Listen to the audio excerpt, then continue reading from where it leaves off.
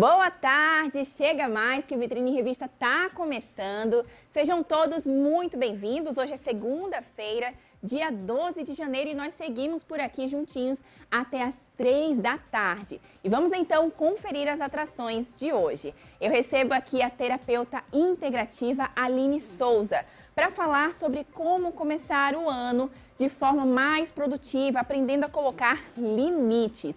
E por aqui também a sexóloga Pamela Vaz para explicar para a gente quando é normal ou não ter dor durante a relação sexual. E a repórter Juliane Cuiava vai contar a história de superação da Luísa, que teve as 2 perninhas amputadas depois de um acidente. E na cozinha de hoje, a personal chefe Jéssica Monteiro vai preparar um delicioso penne ao molho branco com crisp de bacon. Delícia, né, gente? Tudo isso e muito mais por aqui no nosso Vitrine Revista.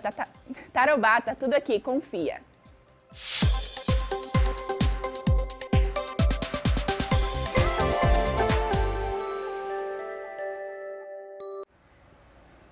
Começo de ano é tempo de planos, promessas e novos começos.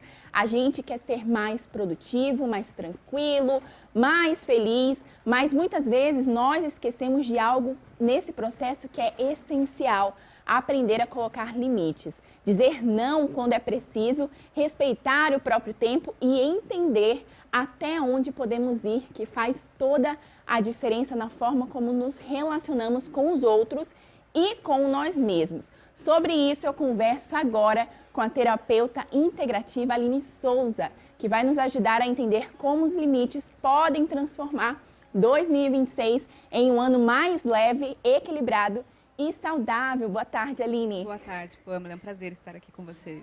Prazer é todo nosso, seja muito bem-vinda.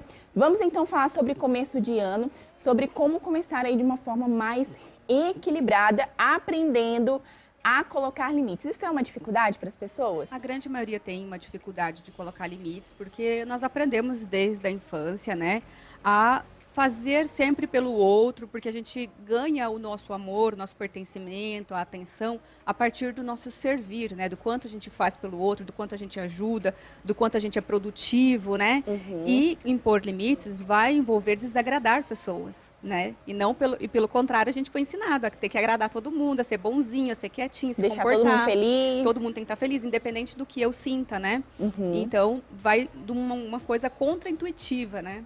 Sim, e isso é muito prejudicial para a pessoa em si, né? É completamente prejudicial. Os limites, eles são essenciais para que a gente tenha uma qualidade de vida, para que a gente tenha uma saúde mental protegida, né? O papel dos limites é proteger a nossa saúde mental, literalmente colocando ali uma barreira. Até aqui você pode vir, daqui você não pode passar, né? Para que a gente não seja ferido nas nossas relações. E por que, Aline, que as pessoas, assim, têm essa dificuldade de dizer não para o outro, pelo medo, talvez, de deixar a pessoa chateada? Eu acho que muito da cultura de que colocar limites seria um egoísmo, né? Isso foi ensinado, você está sendo egoísta, você não está pensando em mim, mas o limite, ele é para você, ele é seu, né? Então, nesse momento, não é o momento de você literalmente pensar no outro. É importante a gente saber aquilo que nos machuca, aquilo que nos ofende, aquilo que nos magoa. E isso é o que é inegociável na nossa vida, né? Então, se é inegociável, não é uma negociação, não é uma troca, não preciso justificar o meu limite. O limite a gente impõe. Então, parece um pouco arrogante, parece um pouco autoritário, mas é essa falta de lidar com isso, né? As pessoas lidam muito pouco com o limite. A grande maioria das pessoas, vamos dizer assim, são esparramadas. Elas não têm muito limite. E quando elas veem alguém colocando, elas estranham. Mas porque hoje não é o normal. Não é o normal. Deveria ser, né? Deveria ser. A gente costuma dizer assim, o comum não é o normal. O comum não é o que deveria ser o correto, né? Porque tem muito, mas não é o normal, não é o correto. Porque essa questão de aceitar tudo foi normalizado. Exatamente. E hoje, quando alguém vai contra essa maré, a gente acaba estranhando um pouco, sim. Mas nos trabalhos, nos nossos relacionamentos, né, com os filhos, a gente precisa saber impor esses limites. A gente acaba se invalidando, a gente acaba extrapolando as nossas barreiras, né? E quando você percebe, você está triste, você está sobrecarregado, você está cansado, você fala, eu não sei dizer não. Mas o tempo todo você está falando não para você mesmo, quando você fala sim para o outro. É uma escolha. Então você está escolhendo falar não para você. Né? Então, eu preciso perceber se as minhas relações elas estão equilibradas, porque nós o tempo todo vivemos de trocas. Ninguém vive sozinho, isolado. Ah, não preciso de ninguém, não faço nada com ninguém. Você come a comida que alguém fez, que alguém produziu, você compra num mercado que alguém trabalha. Então, o tempo todo nós estamos fazendo trocas, né? Todas as relações são de trocas. Mas quando essas trocas se desequilibram, né? A gente é no espaço de autoabuso, você faz muitas concessões, o tempo todo é você entregando e nunca vem, né? Você que está aquele amigo sempre. que só te procura quando ele tem um perrengue, quando ele tem um problema para pedir uma ajuda. Quando você procura essa pessoa, às vezes raramente, porque as pessoas que ajudam muito costumam ter dificuldade de pedir ajuda, também tem esse ponto, é verdade. Né? E aí, quando finalmente você se permite pedir uma ajuda, essa pessoa não pode, ela está ocupada, ela nem te atende, nem te responde, né? Ou às vezes faz com grosseria. E a gente costuma confundir também, quando a gente faz várias vezes para uma pessoa algo que, por gentileza, né, por uma cortesia, a pessoa entende que aquilo passa a ser sua obrigação. Né? Como se você estivesse devendo algo para ela. E você em nenhum momento tem essa responsabilidade, né? A gente costuma brincar que se você fizer 3 vezes para a pessoa a mesma coisa, a partir da 4ª você já assumiu como se fosse sua responsabilidade, né? E não é bem assim, as pessoas precisam se responsabilizar pelas próprias vidas, né? Sim. E é muito mais fácil eu delegar para os outros do que eu assumir. Então pense que se você está tendo vantagem com esse mecanismo, quando alguém for te impor um limite, você não vai gostar, né? Então pode ser que crie ali uma barreira também no impor os limites por medo dessa briga, desse impasse, né? E perceber que pessoas que realmente acabam sempre invadindo o limite do outro são pessoas emocionalmente imaturas. Então a tendência é que essas pessoas sempre recebam os limites como um ataque pessoal. E não como um questionamento a um comportamento pontual desta pessoa, né? Sim. Então, independente do que você faça, você vai desagradar. E esse é o medo da pessoa que tem a dificuldade de dizer não. Também. Ou ver talvez esse tipo de reação, né? Da pessoa ficar chateada e começar a jogar um monte de coisa ali na mesa. Gerar uma briga. Gerar uma briga. Mas o que deixar de impor limites pode causar na pessoa que tem esse problema? Claro, uma sobrecarga, sua vida vai passar a ser em função dos outros, né? E muitas pessoas tiveram essa sensação no final do ano de ter uma vida só em função dos outros. E quem sou eu? Qual é o meu hobby? O que eu gosto de fazer? Quando que eu vou usar o meu dinheiro para mim, né? O que eu estou criando para minha vida? Eu estou fazendo para todo mundo e eu sou sempre a que sobra, né? Se sobra. A pessoa não faz exercício, não come direito, não estuda, porque sempre está fazendo para os outros e aí diz, não sobra tempo.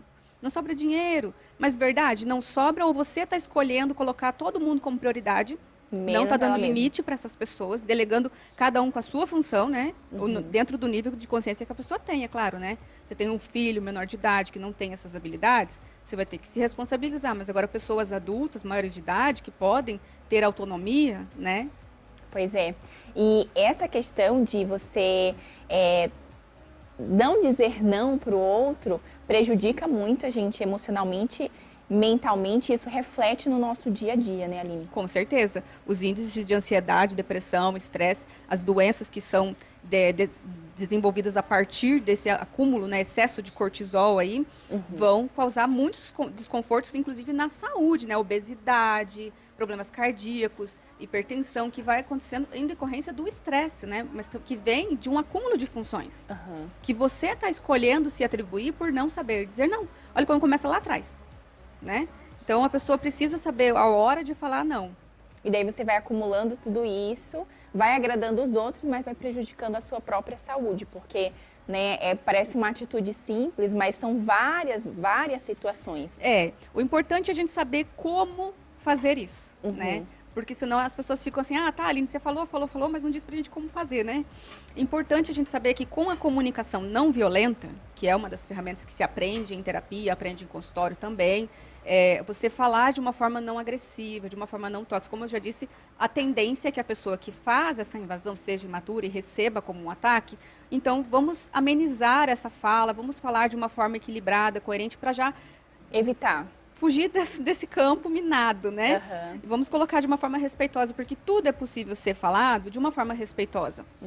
Tudo é a forma de falar. Exatamente. Às vezes você quer se expressar, quer comunicar alguma coisa, mas pela forma de falar, usando as palavras que não são tão adequadas, acaba gerando uma situação que você pode evitar tendo esse cuidado. Exatamente. Então é importante focar no que eu sinto, né? Não falar da pessoa, do comportamento da pessoa. Você fez isso, você fez aquilo, você agiu assim, eu não gosto. Não, foque o que eu sinto, né? Eu estou frustrado porque você fez tal coisa. Então, eu sinto por quê e o que eu quero com isso, né?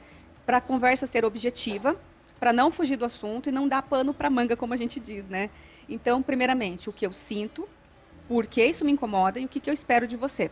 Então, estando atento a esses 3 pontos, já consegue dar um primeiro passo. Fazer uma conversa mais objetiva, né? Não ofensiva, porque você não vai estender outras coisas. Se outros momentos tiveram outras questões, você vai deixar para outra hora. Naquele momento é aquela questão específica que você quer resolver, né? E também, a outro vai vir invertendo a situação. Ah, mas você também faz isso, você também faz aquilo. Não, neste momento nós estamos falando disso.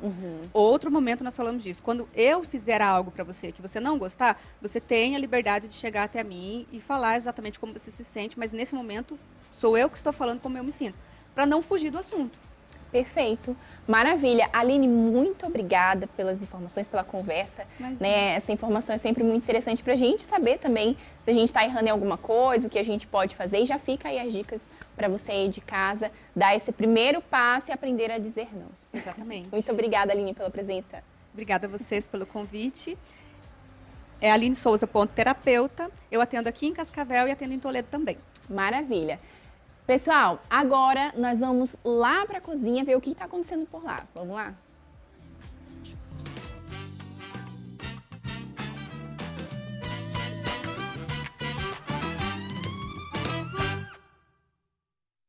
Estamos aqui na nossa cozinha do nosso Vitrine Revista. Tudo bem? Seja muito bem-vinda. Já estava morrendo de saudades daqui. Olha só, feliz ano novo, né? Pois é, 2026 já começou, né? Com tudo, porque hoje a gente tem uma receita maravilhosa também aqui. Né? Simples, fácil, barata e muito gostosa. Nossa, gente, macarrão, tudo que envolve massa. Eu, Pamela Brasil, amo. E hoje a gente tem aqui uma massa maravilhosa. Me diz o que é que você vai fazer. Muito prática, muito fácil.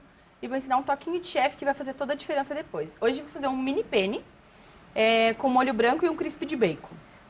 Delícia. E quando fala em massa é tudo prático mesmo, né? Exatamente. Rápido. A única coisa que a gente sempre tem que tomar cuidado, cada embalagem tem sempre o seu ponto de cocção da massa. Então, às vezes tem massa que dura 6 minutos, outras 8, outras 10. Então, sempre tomar esse cuidado. No rótulo lá sempre está escrito lá a quantidade, o tempo certinho da massa que ela tem que ficar na água. E não tem erro, é só seguir. Não tem erro. Um segredo muito importante. Nada de óleo na massa. Ai, gente, isso é um assunto polêmico. Porque eu acho que até ano passado, eu era uma que colocava óleo na água. Vocês acreditam? O que acontece? Quando a gente coloca o óleo na água, a gente impede de aderir o molho na massa. Então, sabe quando acontece de ficar aquele molho que... Ele fica separado da massa, né? Isso. Então, quando a gente não coloca o óleo na água, ela une, fica aquele molho bonito, fica brilhoso, fica gostoso e além disso ele adere totalmente na massa. É verdade. Gente, isso é verdade, porque eu parei de colocar óleo na massa de uma amiga minha e faz total diferença. Realmente, ele fica uma coisa só, fica. Né? A massa, ele o molho. Une, fica uma coisinha só. E daí eu fiquei me perguntando, por que será que eu colocava óleo na água? Acho que isso foi de eu ver, talvez, meus pais fazerem. As pessoas mais antigas usavam isso quando elas faziam... Isso foi meio que abrasileirado, vamos dizer assim. Porque quando se fazia massa aqui, e era aquela massa caseira, então às vezes ela grudava. As nossas avós, nossas tias, tinham o costume de falar assim, vamos colocar o óleo na massa para não grudar. Mas o segredo é você colocar um pouco depois. Eu terminei de fazer a minha massa, cozinhei ela. E às vezes eu vou fazer o meu molho, aí eu posso jogar um fio de azeite nela ali. Só para dar para ela literalmente não grudar. Mas se a gente prestar sempre atenção no ponto de cocção da massa, isso não vai acontecer. E não vai precisar do óleo. Não vai mesmo. Então, ali na água é só água e sal? Aqui a gente vai... Ó, já deixei minha água já fervendo aqui já, tá? Então, assim, a água ela sempre tem que estar borbulhando, fervendo mesmo, pra daí a gente entrar com o sal. Quando a gente entra com o sal, ela para de ferver. Menina, olha, gente, eu tô aprendendo muito aqui nessa cozinha. A quantidade de sal que você coloca... E daí tem que esperar um pouco mais, então, pra voltar a ferver, isso? Ó, mas como a minha água, que ela já tava fervendo bastante já... Dela eu já não baixou tanto. Exatamente. Então, eu espero ela voltar a ferver. Aqui, deixa eu tampar ela de novo. E que eu já vou ligar... Posso já? Pode, com certeza. Olha, enquanto ela tá ligando aqui já o fogão aqui, o outro fogo para dar sequência na receita. Os ingredientes estão aí na tela para vocês, gente. Então façam uma foto, um print, ou anota aí no seu caderninho de receita para você fazer aí na sua casa essa receita super prática. E agora, aqui, qual o próximo passo? Eu já vou colocar, fritar o meu bacon. Por quê? Porque eu preciso que ele esteja extremamente sequinho para quando a gente colocar em cima da massa, ele ficar bonito e ele ficar bem crocante. Sim, então, o crisp, ele é disso? É sequinho? Exatamente. Né? Então, essa é o segredinho. Sempre fazer ele antes, para quando a gente colocar ele aqui para secar, até depois eu vou prensar ele um pouquinho mais, para sugar bem o azeite, o óleo dele, para ele não ficar gorduroso. Entendi. Aí aqui eu venho com o meu bacon. Tá, enquanto isso, a água ali tá fervendo, já colocou o salzinho. Para você que tá chegando agora, a gente tá fazendo uma massa com molho branco e crisp de bacon. Isso aí. Como ferveu a minha água já, eu já posso entrar com a minha massa. Tá. Aí você tá usando qual quantidade? Eu tô usando aquele pacotinho tradicional que tem no mercado, que é de meio quilo. Exatamente. Tá. Aí, ó. Colocamos. A gente dá uma mexida nele. Sempre a massa, quando você colocar a primeira vez ela, seja ela qualquer tipo, espaguete, penne, sempre mistura ela. Porque esse início agora é quando ela começa a soltar o amido. É isso que faz a nossa massa não grudar, não unir uma na outra. Então sempre dá uma misturada nela logo antes. Nesse começo, colocou na água. Exatamente. Aí eu vou olhar... o único momento que você vai mexer? Só agora, só esse início aqui mesmo. Aí eu vou olhar na minha embalagem e saber qual que é o meu pontinho de cocção dela. Ah, é 5 minutos, é 8 minutos. É nisso que eu tenho que sempre prestar atenção. Sim. Aqui eu já posso tampar, que ela vai voltar a ferver. E aqui eu vou esperar o meu bacon já começar. E geralmente o tempo das massas são 8, 10 minutinhos, 7 minutos, né? Geralmente é muito rápido. As massas grano duro, que a gente chama, que ela é sempre um pouquinho mais cara do que aquela outra tradicional. Elas são mais ou menos de 8 a 10 minutos. Entendi. Não passa Mas disso. vai ser mais ou menos essa média de tempo. Eu gosto de sempre tirar um minutinho antes. Porque daí quando você entrar com o molho, ela vai terminar de cozinhar ali dentro e vai unir tudo junto. Eu amo essas dicas de massa, que eu faço muito.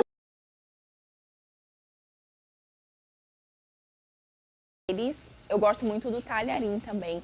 E falando até na diferença das massas, Jéssica, em relação a essa receita, o molho a gente pode utilizar com outras massas também, né? Você pode usar esse molho para outra massa, você pode usar esse molho para fazer torta também. Você pode usar ele para fazer, sabe aquele arroz que sobra na geladeira? Sim. Esse molhinho branco que eu vou ensinar a fazer, você pode deixar ele na geladeira e sobrou um arroz lá, eu não sei o que eu faço com esse arroz. Sobrou um pouquinho do bacon também, você mistura tudo junto. Joga um pouquinho de queijo e coloca no forno. Gente, fica incrível, juro. Gente, então, assim, micro-ondas vai também ou não? Vai, ele só não vai ficar douradinho o queijo, é que ele só vai aquecer, né? Isso, mas assim, dá pra colocar, não tem problema nenhum. Nossa, sempre tem um arroz na geladeira. Exatamente, sempre tem uma sobrinha. Às vezes você não sabe o que fazer tem uma sobrinha. E tal. Não quer fazer um bolinho de arroz porque é fritura. Aproveitou, sobrou um pouquinho do molho legal. lá, dá uma misturada e ele vai ficar um arroz cremoso de bacon bem gostoso. Olha, gente, que legal. Vivendo e aprendendo aqui nessa cozinha. E daí agora, então, a gente tá aqui no passo do molho. E Isso, também agora... já da massa simultaneamente, né? Exatamente. E o molhinho agora eu vou ensinar a fazer, que é um toquinho também bem legal. Deixa eu pegar uma colherzinha que eu deixei aqui no cantinho. Ai, o molho, eu confesso, Pamela, se você aí de casa também tem essa questão, às vezes, eu estrago meu molho. Agora, eu não sei porquê, não sei se eu coloco muito... É que eu costumo fazer com creme de leite. Pois é. Falar isso pra chefe, olha, é difícil. Eu sei que é difícil escutar isso. Mas, ó, uma coisa que não tem muito segredo também. Que às vezes a gente acaba errando ali, mas é só por uma falta de costume. A mesma quantidade de manteiga é a mesma quantidade de trigo que eu vou colocar. O nome disso que a gente faz na panela antes ali se chama de roux. O roux nada mais é uma mistura de manteiga e trigo que ele serve para engrossar o Pra dar o pontinho ali da... Exatamente. Então, assim, de início eu vou colocar agora uma colher... Deixa eu só abrir aqui um pouquinho. Uma colher de manteiga. De preferência... Ai, eu não tenho manteiga. Pode ser margarina? Então. Pode. Porque às vezes a gente acaba realmente não tendo em casa. Sim. O ideal é que seja... Entendi. A manteiga. Exatamente. Não tem, pode usar o trigo, não tem problema nenhum, tá? Deixa eu já a margarina, né? Aqui. A margarina, isso. Colocamos uma colher de manteiga, uma colher de trigo bem cheia dela, tá? Vou colocar até um pouquinho a mais. E daí isso vai aqui. dar uma fritadinha? Exatamente. Isso aqui é o ponto que você dá. Quando a gente faz molhos escuros, que a gente chama, a gente deixa esse roux fritar um pouquinho mais. Entendi. Quando é molho branco, você só mistura, deixa ele pegar, tirar o gosto. Isso aqui eu tiro aquele gosto de trigo do nosso molho, sabe? Por isso que a gente sempre tem que misturar. Então é bem rapidinho esse processo. Essa é a base do molho. Exatamente. Então, ó, misturei uma colher de manteiga com uma colher bem cheia de trigo, tá? Eu não vou deixar ele fritar muito aqui e eu já Só dar entro uma com o meu misturada. leite.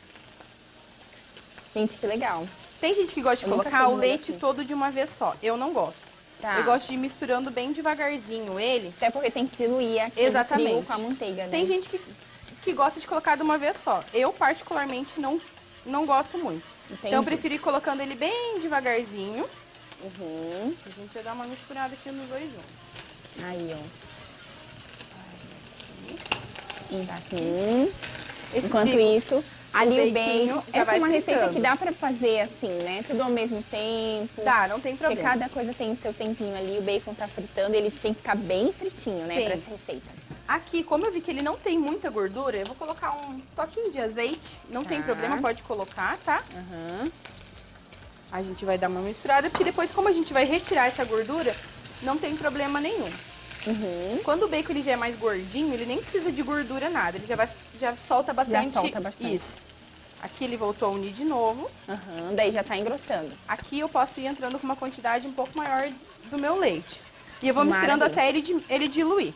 Perfeito, então. Pessoal, a gente está aqui preparando uma receita com a chefe Jéssica, que é esse penne ao molho branco com crisp de bacon. Enquanto a gente vai terminando aqui o processo, a gente vai para o intervalo rapidinho. Daqui a pouco a gente volta com mais para você.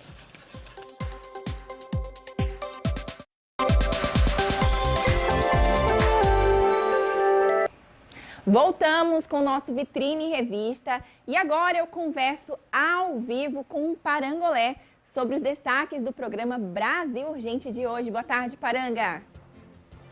Boa tarde, Pamela Brasil. Boa tarde, telespectadores, telespectadoras do Vitrine Revista. Que prazer estar aqui depois de um curto período de férias, né? Opa, aquela coisa toda, renovando as energias. Hoje o Parangolé retorna, juntamente com a nossa equipe aqui do Brasil Urgente, para a primeira edição desse ano novo na minha apresentação. O programa não parou. Jean Pereto esteve no comando, juntamente com a nossa equipe, mas hoje eu retorno.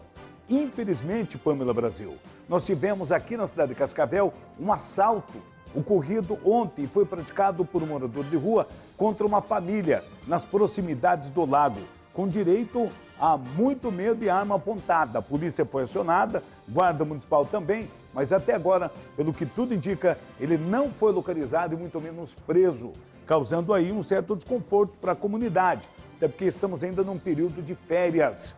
E olha, na BR-163, a Polícia Rodoviária Federal registrou um acidente, infelizmente com morte. Uma mulher morreu em consequência deste gravíssimo acontecimento.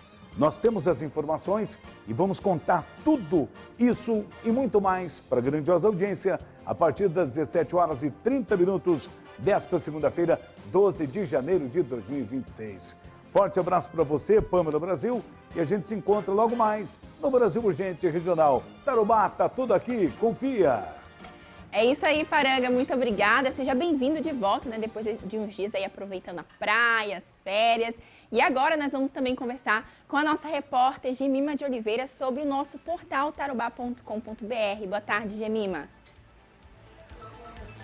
Boa tarde, Pamela. Boa tarde para quem está acompanhando o Vitrine Revista. O primeiro destaque do portal Tarobá de hoje é sobre o cinema nacional, que ganha destaque nas premiações internacionais de cinema. Ontem, no Globo de Ouro, transmitido no dia 11 de janeiro, o filme Agente Secreto ganhou 2 categorias das 3 às quais foi indicado. A primeira categoria foi no melhor filme de língua não inglesa e também na categoria de melhor ator em filme de drama. A noite foi histórica por conta que o Brasil não ganhava a categoria de filme de língua não inglesa desde 1999, quando ganhou com o filme Central do Brasil. E também foi histórica por conta que o ator Wagner Moura se tornou o primeiro brasileiro a ganhar a categoria de melhor ator em filme de drama e desbancou nomes de peso de Hollywood. Aqui no portal portal Tarobá é possível conferir destaques do discurso do ator e também do diretor do filme, que ganhou a categoria de melhor filme de língua não estrangeira. Ano passado, o Brasil também teve destaque no Globo de Ouro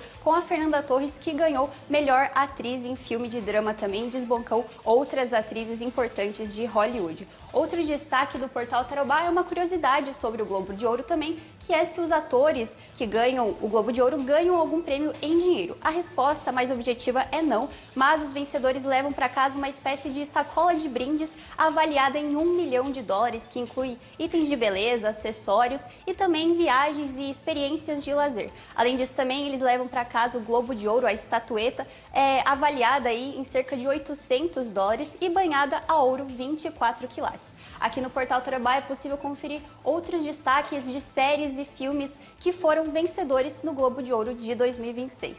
E para saber mais detalhes dessas e outras notícias de Cascavel e região, é só acessar portaltarobá.com.br. Volto com você, Pamela. É isso aí, Gemima. Muito obrigada pelas informações, tudo isso e muito mais no nosso portal tarobá.com.br.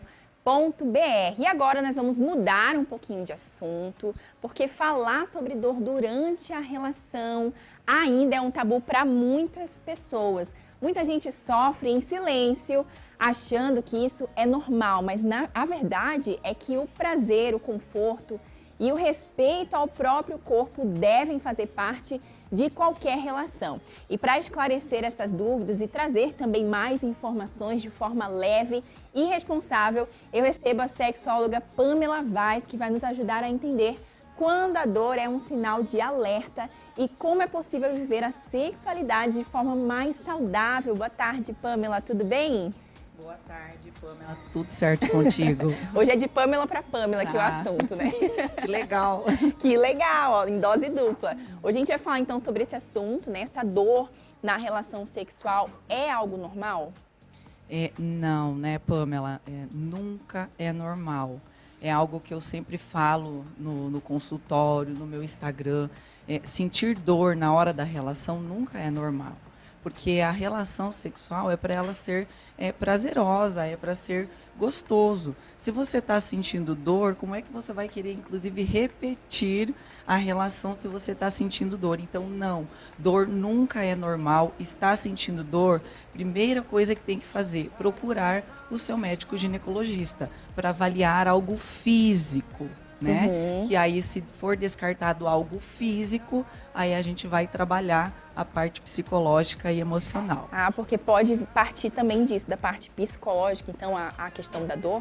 Sim, eu posso, né, falar aqui sobre vaginismo, dispareunia, endometriose, né, que é uma doença e que ela acontece quando a mulher vai ter relação, ela sente dor. Então, o vaginismo pode ser, na maioria das vezes, né, emocional. E então, a gente faz toda uma anamnese para buscar entender como que isso começou, por que isso está acontecendo, porque está tudo aqui. Né? Aí, o que acontece com o vaginismo ou outras coisas, né, outras disfunções?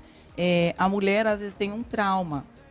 E ela coloca na cabeça dela aquilo que ela vai sentir dor, que ela vai ter dor na hora da relação. Ela associa já a dor, você ter relação por conta de algo que aconteceu na vida dela. Isso. E aí o que acontece lá embaixo?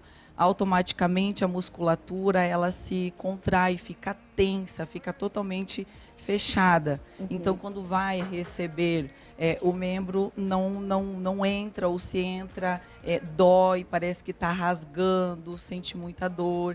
E aí, com isso, acontece também de a mulher não ter lubrificação. Aí, sem lubrificação, aí piora. Porque ela não está tendo prazer nenhum com aquela Isso, porque na cabeça dela, ela já tem que a relação é dolorosa, não é prazerosa. Ah, se eu for ter relação, eu vou sentir dor. Então, automaticamente, essa mulher ela não vai nem lubrificar. E aí pode ser também, Pamela, já falando de lubrificação, tem mulher que não tem vaginismo, que não tem dispareunia, que não tem endometriose, mas ela não tem muita lubrificação. O corpo dela não produz muita lubrificação. Então, isso também pode causar dor na hora da relação. Mas isso é algo que pode ser tratado? Sim, pode ser tratado. A falta de lubrificação pode ser hormonal. Pode ser também falta de desejo sexual. Porque a lubrificação ela acontece com a excitação. Se eu tenho desejo, eu tenho excitação, então a lubrificação ela acontece. Só que algumas mulheres têm algum problema de hormônios. Por exemplo, a progesterona. Então, a mulher também ela pode estar fazendo exames para ver se esses hormônios estão tudo ok, para descartar essa possibilidade. Se não for nada hormonal, então a gente trabalha a cabeça. Parte psicológica. Isso. Então, quer dizer que se os nossos hormônios estão ali em desequilíbrio, isso também pode resultar ali na relação sexual, pode ter mais dificuldade, sentir dor. E hoje você recebe muitas pessoas com essa queixa de sentir dor no momento da relação. Na questão assim da tua análise, tu percebe que é algo que passou a acontecer depois que ela já tinha relação sexual? Ou é desde a primeira e ela acha normal? São casos diferentes, né, Pamela? E sim, eu recebo... hoje em dia eu atendo bastante casos de mulheres que têm dor na relação. Eu vou falar sobre o vaginismo. Então, eu posso falar assim, que tem o primário e tem o secundário. O que é o primário? É aquelas mulheres que elas sentiram dor desde a primeira vez da relação que elas tiveram.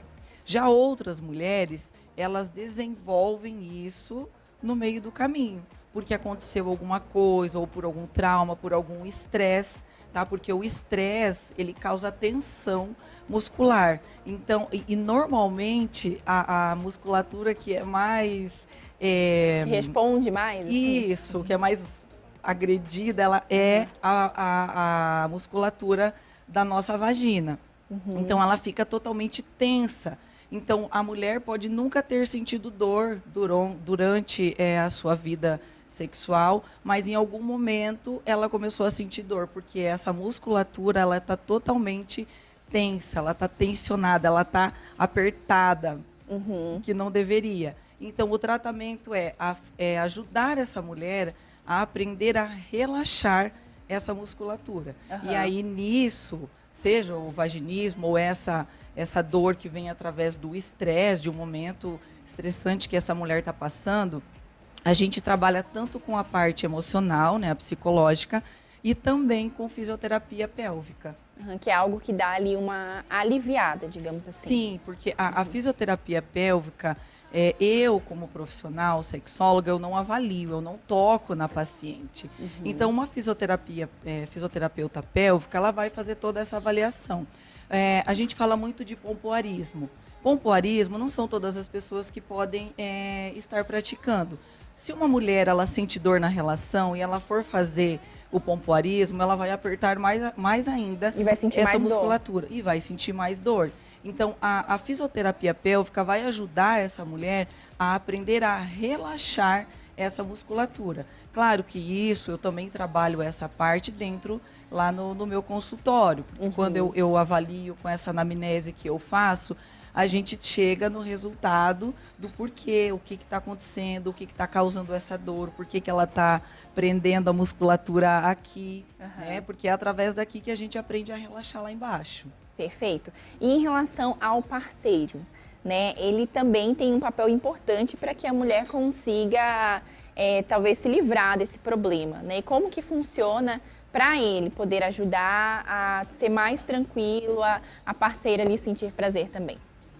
O principal, eu sempre falo para as mulheres que eu atendo, falem com os seus parceiros. Porque tem mulher que tem vergonha de falar, tem mulher que ela fica com receio do que o meu parceiro vai achar, o que ele vai pensar, vai achar que eu não quero, vai achar que é frescura. Primeiro de tudo, a mulher tem que falar para o parceiro.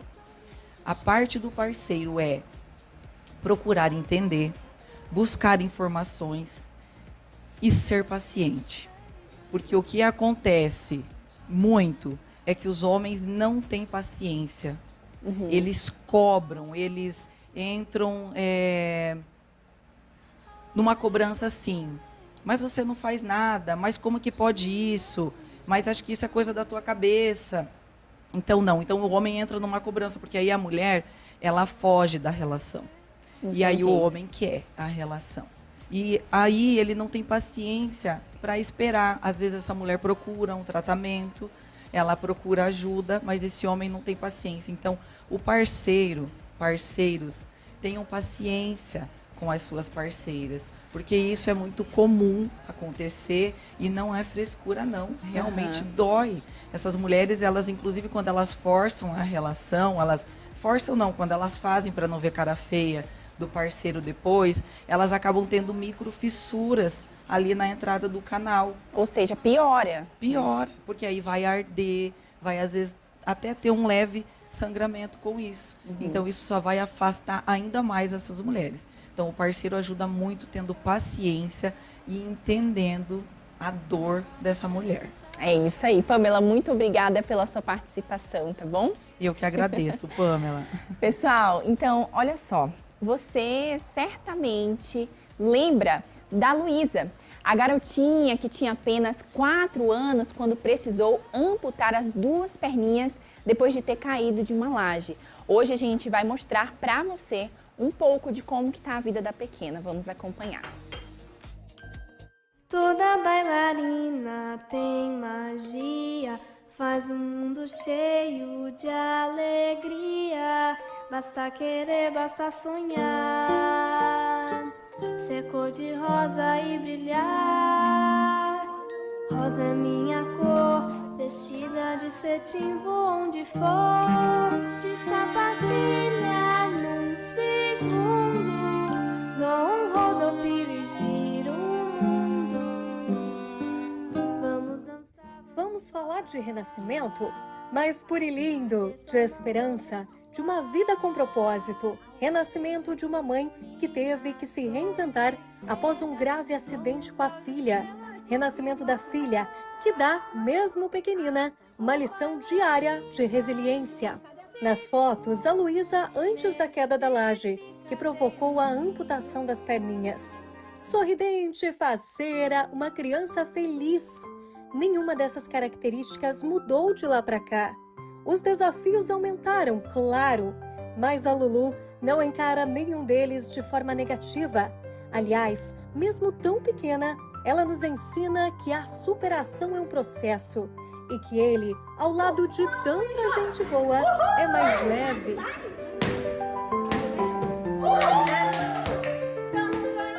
E o trabalho com a Luísa, desde quando ela chegou aqui, foi um presente para mim. Porque a gente aprende a cada dia com a alegria, com a esperteza, com a disposição que a Luísa tem. Então, é claro que por ser criança, a gente tem que trabalhar de uma forma lúdica, com atividades de brincadeira. Muitas das vezes a gente tem que também entender que não vai querer fazer, não vai estar bem disposta, porque é uma criança. Mas o que mais me surpreende é a determinação e a vontade que ela tem de fazer. E é ela que vai ganhar, e é ela que consegue, e é ela que vai vencer todas as brincadeiras que a gente realiza. E a evolução que ela tem. Ela tem uma evolução muito boa, essa evolução vem também da colaboração que a família tem em casa com as atividades que a gente propõe para serem realizadas, né? Por quê? Porque a gente orienta a mãe, faça isso, faça essa atividade, e eles realmente realizam. Isso colabora demais para o bom prognóstico da Luísa, né? E, além disso, toda a alegria de ser criança, né? Que ela traz durante todos os atendimentos e todas as sessões. E é muito gratificante. É gratificante para mim esse atendimento que eu realizo com a Lulu. A gente pode chegar, às vezes, no dia a dia, né, um pouco desanimado, um pouco mal-humorado, e a gente olha para a criança e vê a facilidade da vida, a alegria da vida. Com ela nunca tem uma comparação dela para com outra criança. Ela não ter as perninhas não impede ela de realizar nenhuma atividade, não impede ela de brincar, não impede ela de ir para a escolinha. Por isso que eu digo, é uma gratidão, é um reconhecimento, é muito mais para mim do que para ela, né? Para mim e para nós, né? Então, todos nós que estamos assistindo e vendo essa evolução dela. É claro que a mãe acompanha a pequena na rotina semanal de exercícios. A Jéssica também é fisioterapeuta e nunca tinha imaginado que tudo o que aprendeu seria tão útil para contribuir na recuperação da própria filha. Ela é o exemplo fiel de que não há nada mais intenso do que o amor de uma mãe. Após o acidente, a Lulu renasceu e junto com ela, a mãe também. A deficiência dela não é empecilho para nada, ela se diverte, ela se vira, ela brinca, tá indo muito bem, graças a Deus. É um desafio, mas assim, eu acho que Deus ele tem nos ajudado muito, nos fortalecido. Ver a Luísa também se saindo bem, né, em tudo, e essa alegria que ela tem deixa a gente mais calmo, mais com uma perspectiva melhor para o futuro e para a recuperação dela. À medida em que a Luísa vai crescendo, novas próteses vão sendo necessárias.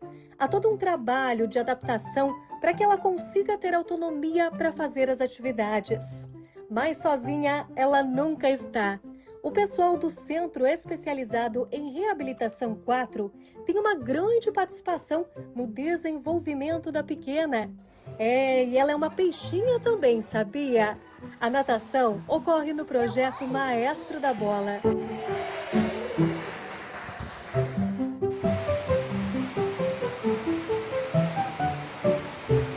Mas o sonho da pequena é outro, ser bailarina.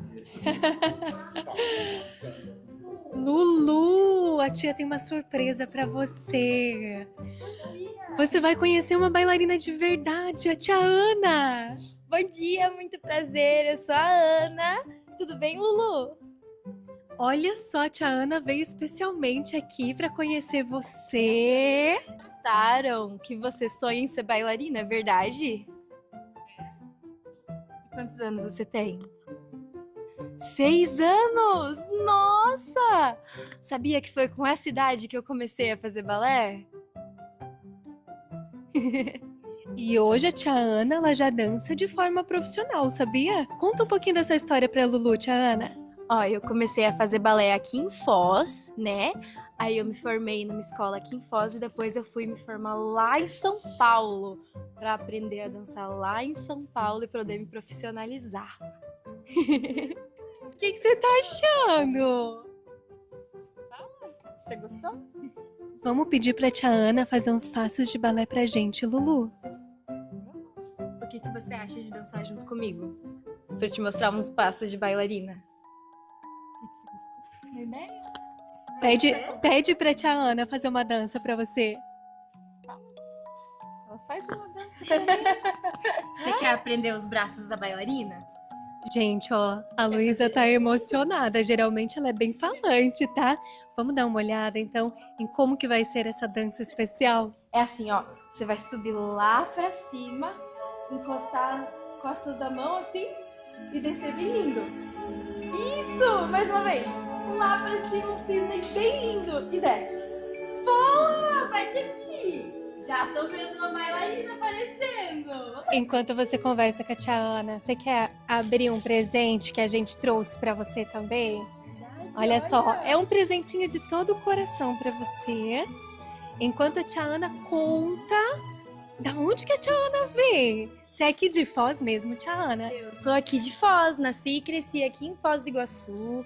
Já estudei, comecei a estudar o balé numa associação de moradores lá da KLP, né?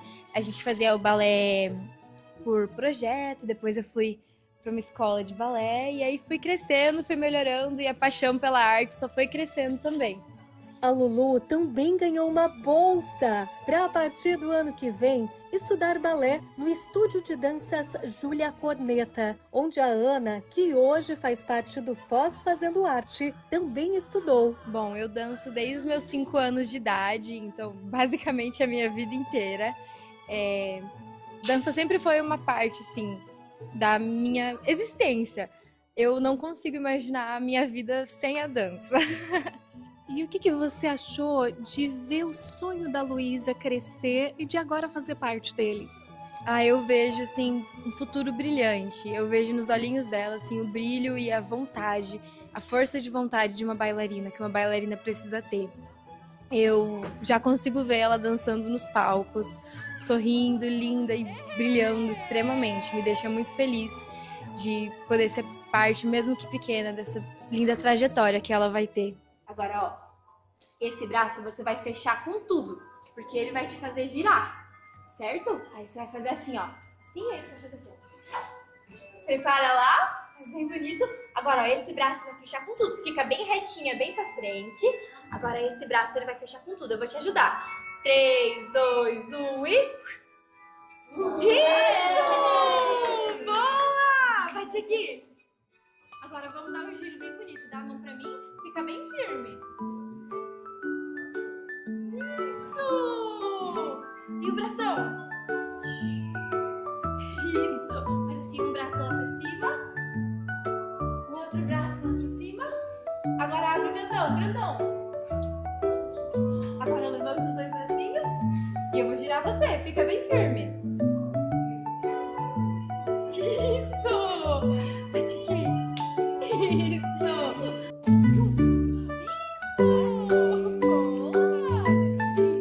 Desde sempre ela quis ser bailarina, antes do acidente, e aí aconteceu o acidente, não foi empecilho para ela. Ela tem o sonho de ser bailarina e agora, né, com essa surpresa que ela teve, ela ficou muito feliz, pode ter certeza. E a mamãe fica mais feliz ainda, né? Recebo muitas mensagens de pessoas falando, vocês não sabem como a Luísa inspira a gente, né? Porque ela lida com isso com uma leveza, né? E a gente às vezes reclama de tão pouca coisa e ela tá sempre alegre e motiva muito. As pessoas sempre comentam assim, é bem gratificante para nós. É um amor inexplicável, eu acho que é um pedaço de mim, né? Eu acho que um filho para uma mãe, eu acho que é tudo, né? É tudo. É isso, nem sei o que falar. E se vó é mãe 2 vezes, claro que ela acompanharia cada conquista da neta. Esse olho cheio de lágrima é por quê? É só de felicidade.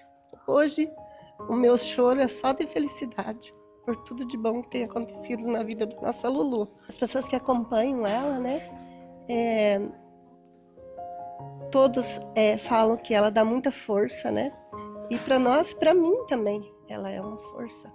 Eu cuido dela desde que ela nasceu, então eu não vivo sem ela e nem ela sem mim. Então a gente sempre está juntas. Eu peço para Deus para me dar saúde todos os dias, para mim continuar, cuidar dela, né, e é isso. Você tem alguma dúvida de que a nossa pequena bailarina vai arrasar nos palcos? A vida dita seu próprio ritmo, mas como você vai dançar é uma escolha. Que a leveza da criança que existe em cada um de nós diminua a importância que damos aos problemas e nos permita sentir a batida da vida que renasce todos os dias no coração de quem sonha e faz acontecer. A cada movimento, a Lulu vai construindo o futuro dela. Lulu, olha para aquele tio e responde pra gente o que você imagina pro seu futuro. Eu gosto de treinar balé, dançar e eu imagino que eu vou ser uma bailarina maravilhosa. E eu não tenho dúvida disso, vai ser uma bailarina maravilhosa e a tia vai acompanhar você em cada etapa desse processo. Combinado? Yes. Yes! Então toca aqui. Aê! Quero um abraço!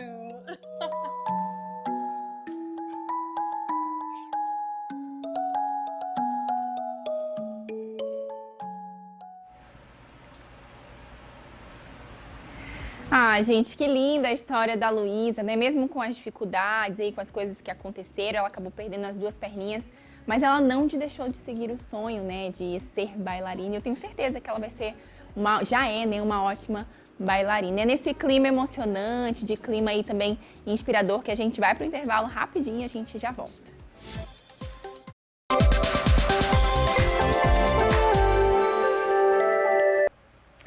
Voltamos então com o nosso Vitrine Revista e agora a gente fala sobre um assunto um pouco polêmico.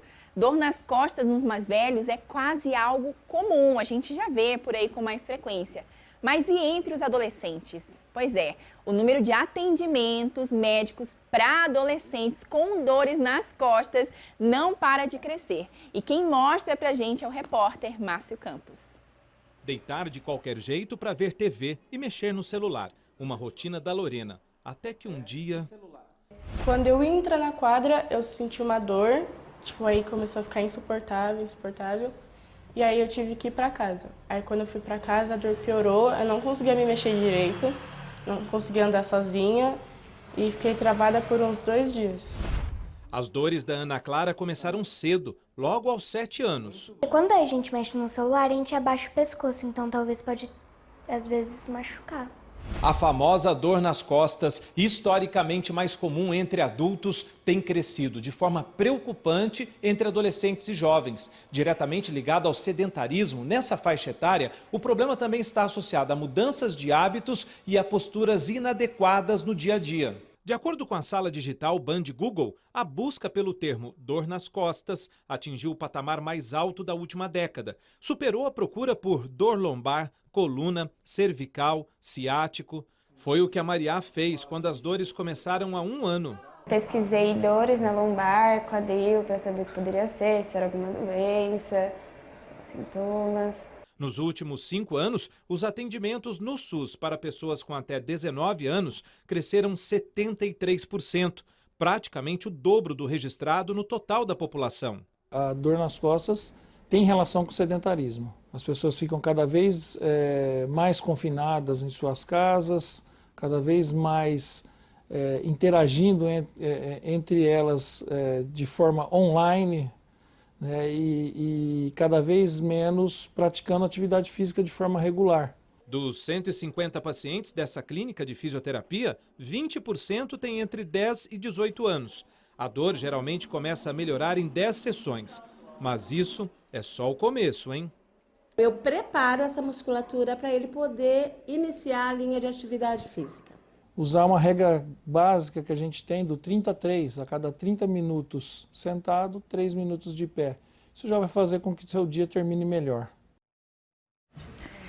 Gente, dor nas costas não é mais só para os velhinhos, não. Tem adolescente, jovem aí, né, meia idade, que já está sofrendo com esses problemas também. Então, a gente tem que fazer atividade física, né, ter a postura correta ali para evitar esse tipo de coisa e não precisar ir no médico. Né? Mas vamos falar de coisa boa então agora? A gente está aqui já na cozinha do nosso Vitrine Revista, acompanhando aqui o processo de finalização, né, Jéssica, desse prato. Exatamente. Uhum. E o que você fez até aqui? Vamos lá, recapitulando. Então a gente fritou o bacon, fizemos um molhinho branco. Aí um detalhezinho ali que a gente acabou deixando passar despercebido ali. Quando você terminar de colocar o leite, que você homogeneizar tudo ali, você pega um galho de manjericão e coloca dentro. Porque ele vai aromatizar o nosso molho.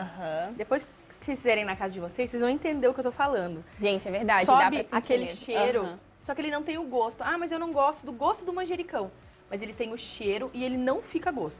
É só pra dar o aroma. Exatamente. Aí a gente escorreu o macarrão, coloquei um fio de azeite ali. Por quê? Porque ele vai esfriar pra ele não grudar, entendeu? Depois e aí eu o macarrão voltei, pronto. Exatamente. Voltei ele pra panela aqui com o molho.